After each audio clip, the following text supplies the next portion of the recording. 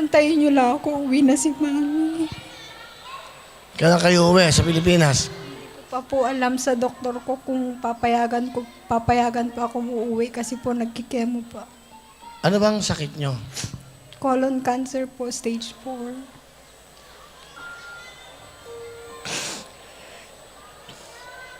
Okay lang.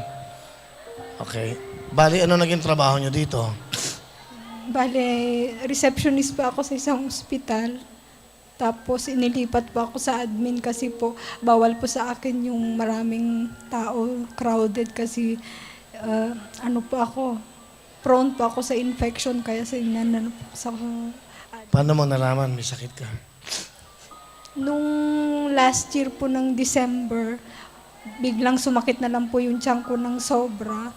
Tapos nagdudumi na po ako ng blood.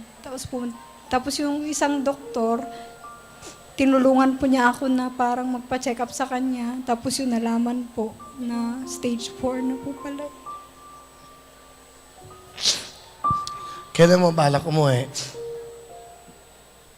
Sana po kung may sapat pa akong pera, uwi na lang po ako para makasama ko yung mga anak ko habang nabubuhay pa po ako. Alam mo gusto mo sabihin sa mga anak mo? Sa mga anak ko, kahit wala kayong ama, hindi ako lang ang, alam nyo naman, mula isinilang kayo hanggang ako lang tumataguyod sa inyo. Tsaka yung aking mga magulang, at tsaka yung aking kapatid. At tsaka yung mga kasama ko sa trabaho. Ayun po sila. Maraming salamat sa suporta ninyo. Kung hindi dahil ho sa inyo, siguro hindi pa ako lumalaban hanggang ngayon. Siyempre, kapwa Pilipino magtutulungan saan man sulok ng mundo. Miss Monet, anong balak mo? Ano? Ang balak ko po yung na kahit umuwi na lang po ako sa Pilipinas, spend ko yung time ko sa mga anak ko. Kasi yung anak ko, yung panganay ko 12 years old, tapos yung huling anak ko po is 2 years old, batang-bata pa. Sige. Lagi ako nagbibigay ng jacket. Bibigyan kita ng jacket, pero may lamang ticket. Ha? Okay? Regalo ko sa'yo sa mga anak mo. At mahirap yung sitwasyon mo. Sakit ka, stage 4 ka. And then, sige, papaayos ko sa staff namin. Kailan mo ba gusto umuwi? Wala ka bang problema sa pag-uwi? Hindi ko pa po alam kasi po sa Sunday, may session po ako. Tatanong ko pa po sa doktor kung pwede po akong bumiyahe. Para makapili mo yung mga anak mo, ha?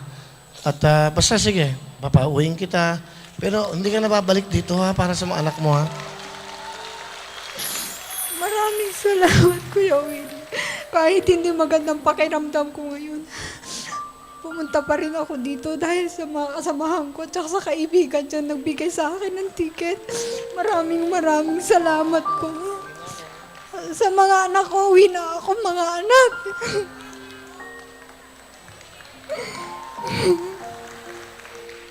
Okay, may parang gustong tumulong sa'yo. Oh, wow. Oh. Ang pangalan mo? Romel po. Romel po. Oh, may 100 dirham yata. Anong trabaho mo dito, Mel? Electrician po, Kuya Will. Electrician? Opo. Bait mo naman. Nagbigay ka pa. Alam niyo yung kanya pinagpapala. Nabigay ka ng 100. Bibigyan kita ng $100. O, tama na. Baka may sumunod, ha? Tama na siya, ha? Bukas loob talaga po. Bukas loob na. Oh, pero to, mabuting kalooban mo. Sa'yo yan. At salamat sa'yo, ha? Okay, ha? Okay lang, ganun talaga. Kaya nga, meron tayong programang ganito at kasama ang GMA Pinoy TV. Mag-iikot kami sa buong mundo sa mga katulad nila. Okay? Siguro, huwag ka na maglaro. Ganito na lang, ha? Para hindi ka na mahirapan. Basta bibigyan kita ng ticket. Okay? Okay lang yan. Huwag ka mag-alala. Mapagamot ka, eto galing sa akin. Bibigyan pa kita ng $500. Para sa yan. $500 para pampagamot mo, ha? Maraming Salamat, Kuya Will. Okay.